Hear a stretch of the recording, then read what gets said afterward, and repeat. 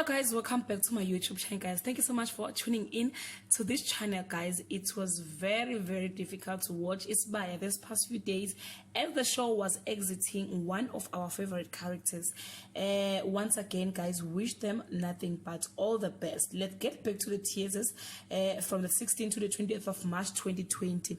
Biake's confusion about his current situation is compounded by news of his daughter's death, and Kondi continues to upset number of people with her behavior. Mandla lashes out Kanye for her revelation about Ntwenhle, and Duma is imposing figure block someone's relationship.